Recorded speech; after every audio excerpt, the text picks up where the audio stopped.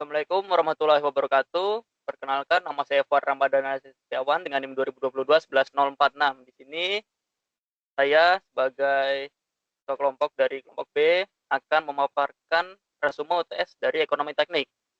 Di sini saya bersama rekan-rekan saya, ada anggota kelompok saya. Yang pertama ada Andi Rehan Alfiki dengan NIM 2022 11037. Lalu ada Dedi Aditya Ramadhani 2023 11032 dan ada Dimas Satria Nugroho dengan NIM 2023 11215. Oke, boleh dilanjut slide-nya.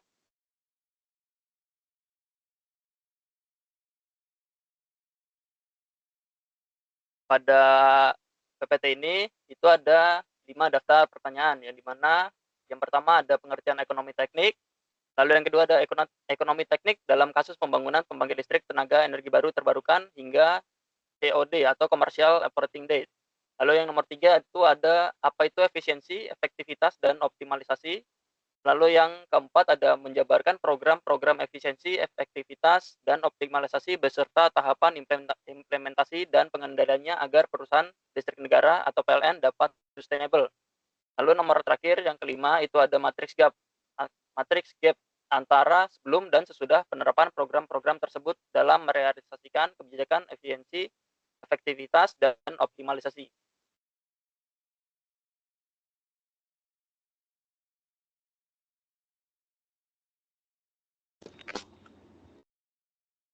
Yang pertama itu ada introduction.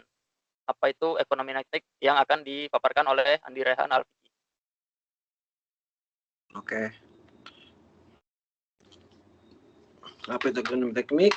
Ekonomi teknik di mana ekonomi teknik itu menyadari kebutuhan manusia yang tak terbatas, sedangkan di lain pihak kemampuan alam dalam menyediakan kebutuhan manusia tersebut terbatas. Melahirkan suatu kondisi kelangkaan suatu barang atau jasa dikatakan langka jika jumlah yang diinginkan lebih besar dari yang dapat disediakan. Maka terjadi perebutan. Dengan demikian, untuk mendapatkan barang atau jasa yang langka tersebut, individu atau perusahaan tersedia membayar dengan harga tertentu. Nah, maka barang atau jasa yang demikian tersebut dengan barang atau objek ekonomi, sementara itu proses terjadinya transaksi pemindahan kepemikiran barang dari suatu pihak ke pihak lain disebut dengan transaksi ekonomi. Dengan demikian, transaksi ekonomi akan terjadi sekurang-kurangnya bila ada dua pihak, yaitu pihak penyedia barang atau penjual dan pihak pemakai atau pembeli. Next.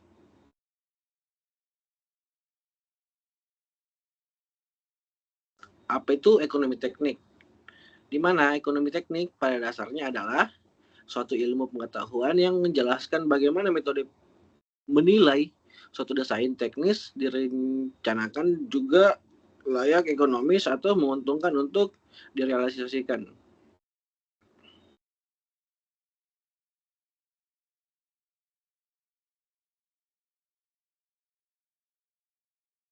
Lanjut dengan nomor 2, itu kasus pembangunan pembangkit listrik tenaga energi terbarukan hingga Commercial Operating Date.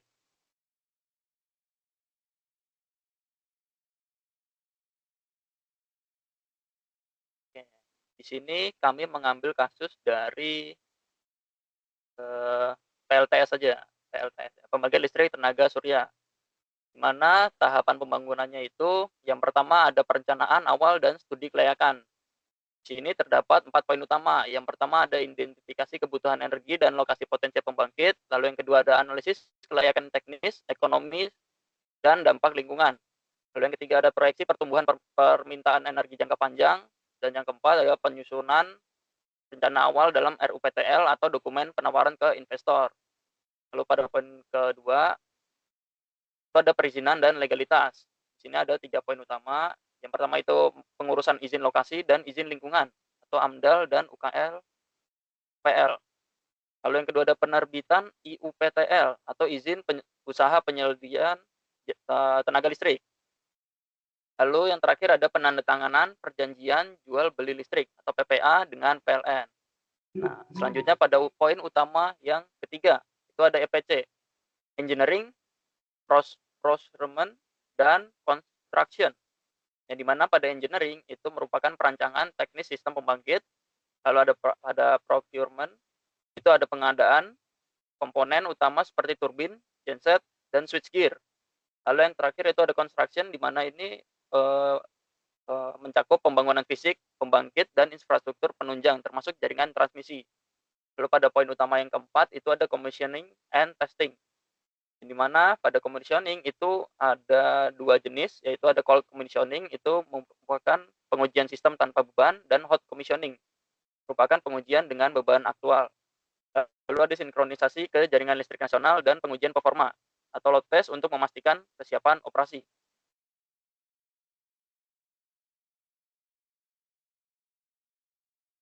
Selanjutnya pada poin utama yang kelima, itu ada commercial operating date atau COD. Yang pertama itu ada tanggal resmi pembangkit mulai beroperasi secara komersial, menandai dimulainya pembayaran PLN atau IPP, dan syaratnya seluruh pengujian berhasil dan bersertifikasi dengan lengkap. Nah, setelah commercial operating date itu hanya tinggal mengoperasikan dan pemeliharaan di gardu induknya. Yang dimana ini ada 3 hal utama, yaitu kegiatan rutin pemeliharaan dan inspeksi sistem, penanggulangan gangguan dan perbaikan cepat, lalu pemantauan performa dan evaluasi efisiensi pembangkit. Nah, untuk ringkasan timeline pembangunannya bisa dilihat di bawah.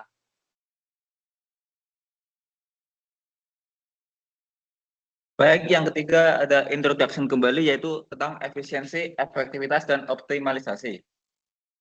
Efisiensi adalah kemampuan untuk mencapai tujuan dengan sumber daya yang seminimal mungkin, tanpa mengorbankan kualitas atau efektivitas. Efisiensi dapat digunakan sebagai ukuran tingkat penghematan pemakaian sumber daya atau input dalam suatu proses, di mana semakin hemat memakai sumber daya, maka akan semakin efisien pula proses tersebut dilakukan. Selanjutnya ada efektivitas. Efektivitas adalah kemampuan untuk mencapai hasil yang diinginkan atau tujuan yang telah ditetapkan. Fokusnya adalah pada output dan pada kualitas pencapaian. Efektivitas dapat digunakan sebagai ukuran tingkat keberhasilan dalam mencapai suatu tujuan. Semakin sempurna atau baik pencapaian suatu tujuan, artinya semakin efektif pula proses yang tersebut dilakukan. Yang terakhir ada optimalisasi. Adalah proses mencari solusi terbaik dari berbagai alternatif yang ada untuk mencapai hasil maksimum dengan keterbatasan yang ada. Optimal adalah suatu nilai yang terbesar ataupun terkecil akibat adanya hubungan yang tidak linear antara dua variabel yang berpengaruh. Kondisi yang hubungan tidak linear ini antara dua variabel dapat disebabkan selalu menjadi tujuan titik perbaikannya sistem produksi secara terus-menerus dengan berbagai variabel yang ditinjaukan. Baik, untuk selanjutnya mendapatkan program efisiensi, efektivitas, dan optimalisasi serta tahapan implementasi. Setelah itu kebijakan efektivitas. Definisi yaitu kemampuan PLN untuk memenuhi kebutuhan listrik masyarakat secara andal, berkualitas, dan sesuai standar layanan. Contoh penerapannya yaitu yang pertama, pemenuhan kebutuhan listrik nasional, yang kedua, kualitas layanan, dan yang ketiga itu pelanggan puas. Untuk selanjutnya itu kebijakan efisiensi. Efisiensi merupakan kemampuan PLN untuk menghasilkan dan menyalurkan energi listrik dengan biaya serendah mungkin, tanpa mengorbankan kualitas atau keandalan layanan. Contoh penerapannya yaitu yang pertama, pengurangan susut energi, yang kedua, digitalisasi operasi, yang keempat, yang selanjutnya yaitu efisiensi biaya operasional. Setelah itu ada kebijakan optimalisasi, yaitu kemampuan PLN untuk mengambil keputusan strategis terbaik dari berbagai alternatif guna memaksimalkan nilai perusahaan dalam jangka panjang.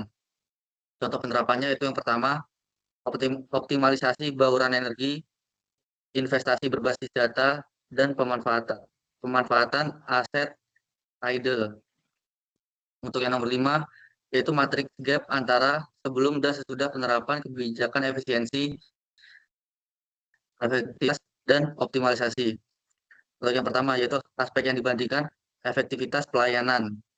Sebelum penerapan yaitu distribusi listrik tidak merata, respon terhadap gangguan lambat, indeks kepuasan rendah. Setelah penerapan yaitu rasio elektrifikasi, layanan digital responsif, peran real time. Untuk perubahan yang terjadi yaitu kepuasan pelanggan naik, gangguan turun, dan waktu respon lebih cepat. Untuk kualitas pasokan listrik sebelum penerapan yaitu sering terjadi pemadaman dan tegangan tidak stabil di daerah tertentu. Kondisi sesudah penerapan yaitu gangguan listrik berkurang, penggunaan sensor IoT untuk prediksi dan perbaikan cepat.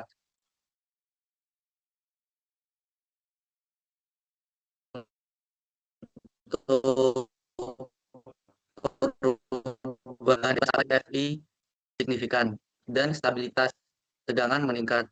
Setelah itu ada efisiensi energi dan operasional. Untuk sebelum penerapan yaitu tingkat kehilangan energi atau losses tinggi. Proses monitoring masih secara manual.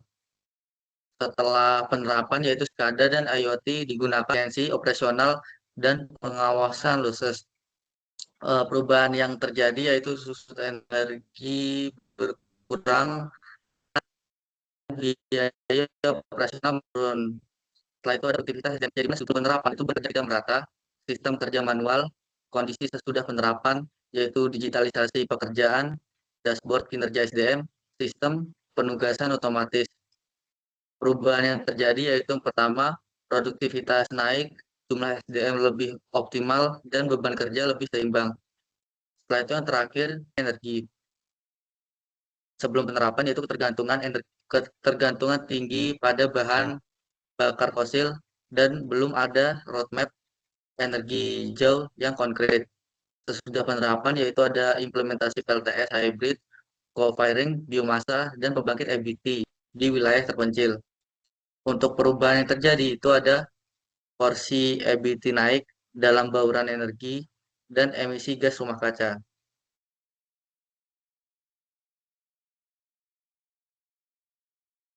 Baik, sekian presentasi materi UTS kelompok B dari kami. Apabila ada pertanyaan ingin ditanyakan, silakan hubungi kelompok kami. Terima kasih dan wassalamualaikum warahmatullahi wabarakatuh.